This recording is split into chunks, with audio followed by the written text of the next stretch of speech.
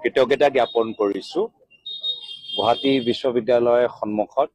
বহুত ছাত্ৰ ছাত্ৰীসকলে ওলাই আহি মোক সম্বৰ্ধনা জ্ঞাপন কৰিছে আৰু তেওঁলোককো মোক জনাইছো যে যোৱাবাৰ মই যেতিয়া ইয়াত আহিলো তেওঁলোকে মোক নতুন কেণ্টিনলৈ লৈ গ'ল কিন্তু মোৰ আশা আছিলে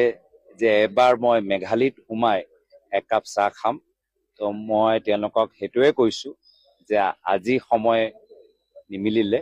আহাবাৰ মই মেঘালয়ত বহি সকলোৰ লগত আলাপ আলোচনা কৰি একাপ চাহ খাবলৈ বিচাৰো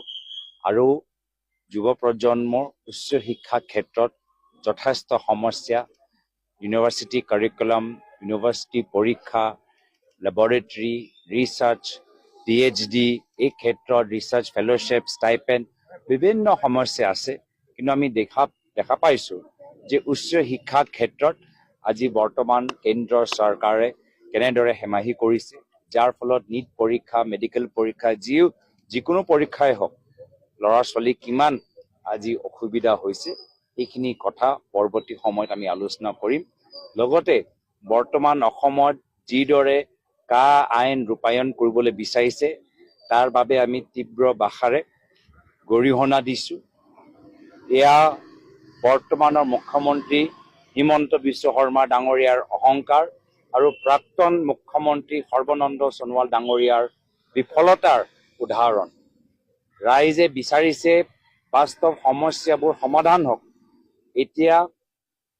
আধাৰ কাৰ্ড নথকা বাবে বহুত মানুহে ৰাচন পোৱা নাই NRC ভিতৰত অন্তৰ্ভুক্ত নোহোৱাৰ বাবে বহুতৰ যথেষ্ট অসুবিধা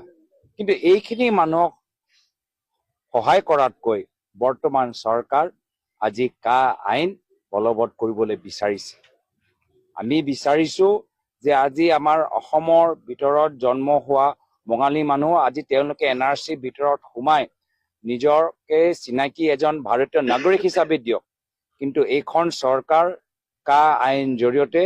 তেওঁলোকক বাংলাদেশী এটা দাগ তেওঁলোকৰ ওপৰত লগাবলৈ বিচাৰিছে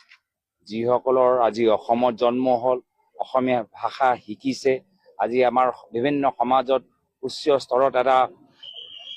এটা তেওঁলোকে সুবিধা পাইছে বা কাম কৰিছে আজি চৰকাৰৰ গাফিলতিৰ বাবে NRC ভিতৰত নথকা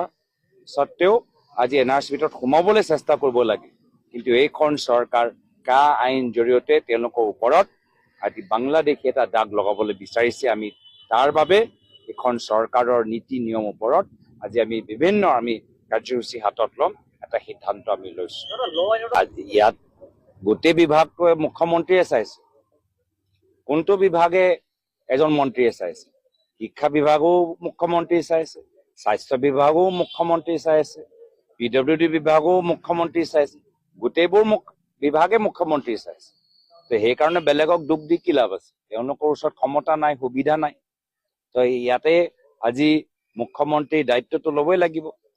আজি এই ফ্লাইঅভাৰবোৰ তেওঁলোকে ইমান এষ্টিমেটকৈ বেছি কিয় তেওঁলোকে টেণ্ডাৰ বনাইছে আজি ভাৰতৰ ভিতৰত আটাইতকৈ দামী ফ্লাইঅভাৰ অসমৰ ভিতৰতে গুৱাহাটীৰ ভিতৰত আমি বনোৱা দেখা পাইছো তাৰ কাৰণ কি আজি জল সম্পদ বিভাগ মাথাউৰি ছিঙি গৈছে কিন্তু যি কণ্ট্ৰাক্টৰ এই ঠিকা পালে আকৌ তেওঁক মেৰামতি কৰিবলৈ ঠিকাটো দিছে ইয়াৰ কাৰণ কি সেই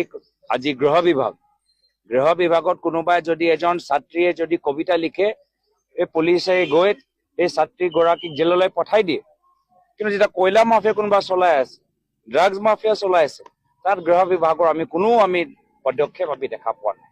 তো এই ক্ষেত্ৰত আজি অসমৰ ৰাইজে সতৰ্ক হৈছে আৰু মোৰ বিশ্বাস যুৱ প্ৰজন্মৰ ওপৰত যে তেওঁলোকে অসমখন সুস্থ হোৱাটো বিচাৰে আৰু পৰৱৰ্তী সময়ত তেওঁলোকে উচিত সিদ্ধান্ত ল'ব যুৱকসকলক ৰাজনীতিত আৰু সোমাবলৈ বেয়া ৰাজনীতিৰ প্ৰতি আৰু সতৰ্ক হ'বলৈ মই বিনম্ৰ আহ্বান জনাইছো আজি অসমৰ গৃহ বিভাগ কয়লা মাফিয়া শিল মাফিয়া সিন্ডিকেট মাফিয়াৰ বাবে কাম কৰি আছে। তেওঁলোকৰ গাড়ী অহা যোৱা ভালকে কৰিব পাৰে, বিভিন্ন মন্ত্ৰীসকলৰ মাহৰ যে কমিশ্যন পাব লাগে সেই ব্যৱস্থাটো অক্ষুণ্ণ হৈ থাকক, তাৰ বাবে গৃহ বিভাগ কাম কৰিছে। কিন্তু আজি গাঁৱৰ ভিতৰত ঘৰৰ ভিতৰত যি ধৰণৰ মাৰপিট হৈছে, ল'ৰা ছোৱালী যি ধৰণৰ আজি তেওঁলোকৰ ওপৰত আজি নিৰ্যাতনৰ আমি খবৰবোৰ পাই আছো। এই ক্ষেত্ৰত